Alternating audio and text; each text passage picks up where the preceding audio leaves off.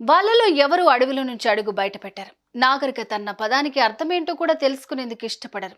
పుట్టినప్పుడు లేని బట్ట, పోయేటప్పుడు కూడా వెంటరాని బట్ట, మధ్యలో మనకెందుకు అనేంత అనాగరికతతో వారి బ్రతుకులు నడిచిపోతుంటాయి.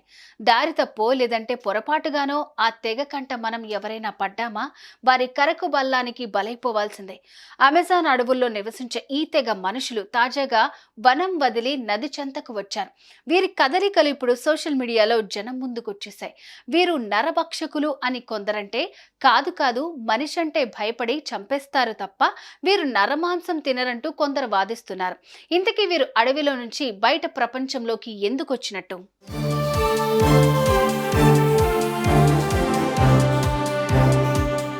1894 అంటే ఇప్పటికి 130 ఏళ్ల క్రితం సంగతి.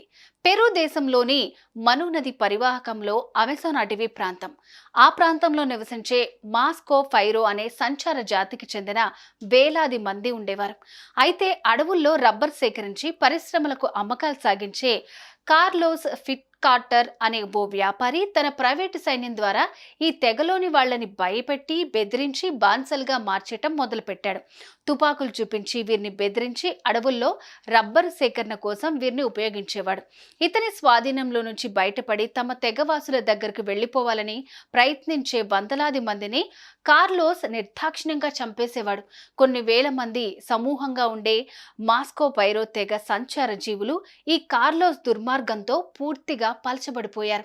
ఓ 300-400 మాత్రం ఇతని నుంచి తప్పించుకుని అడవుల్లోకి పారిపోయారు. నాగరిక సమాజం నుంచి పూర్తిగా దూరం అయిపోయి ఆదిమానవుల్లాగా మారిపోయారు.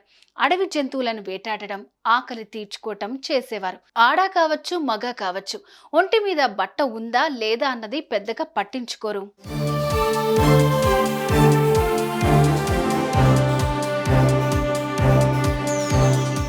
అయితే కాలక్రమంలో ఆడవాళ్లు కాస్త చిన్న బట్టలను మొలకు చుట్టుకోవటం అన్నది పాటించడం మొదలుపెట్టారు. అయితే ఆ కారడవులు తప్ప బయటకు రావటానికి ఏమాత్రం ఇష్టపడేవారు కాదు.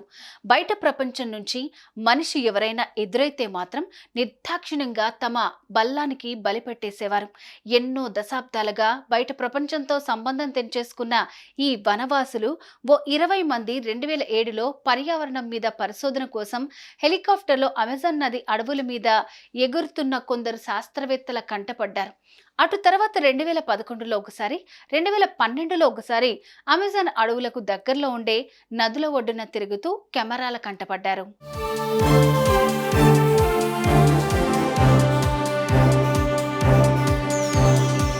తాజాగా ఈ నెలలో కొంతమంది ఈ తెగకు చెందిన కొందరు ఆడ మగ సమూహం పూర్తిగా నగ్నంగా పెరు సమీపంలోని లాస్ ప్రీడాస్ నదీ ప్రాంతంలో తిరుగుతూ సర్వైవల్ ఇంటర్నేషనల్ సంస్థ కెమెరాలకు చిక్కారు.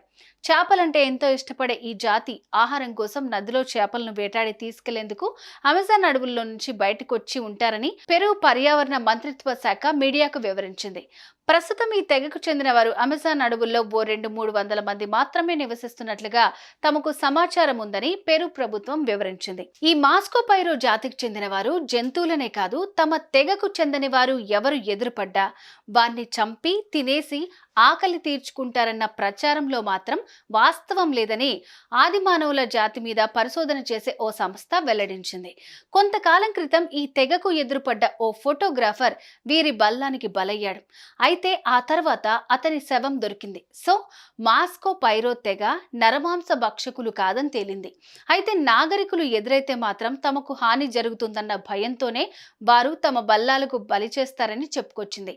ఎప్పుడో అంతరించిపోయిందని అనుకుంటున్న ఈ తెగ ఉనికి మళ్ళీ బయటపడటంతో ప్రస్తుతం వీళ్ళ గురించి చర్చ మొదలైంది. సుమన్ టీవీలో మీ పర్సనల్ అండ్ బిజినెస్ ప్రమోషన్స్ కోసం కింది నెంబర్కి కాంటాక్ట్ చేయండి.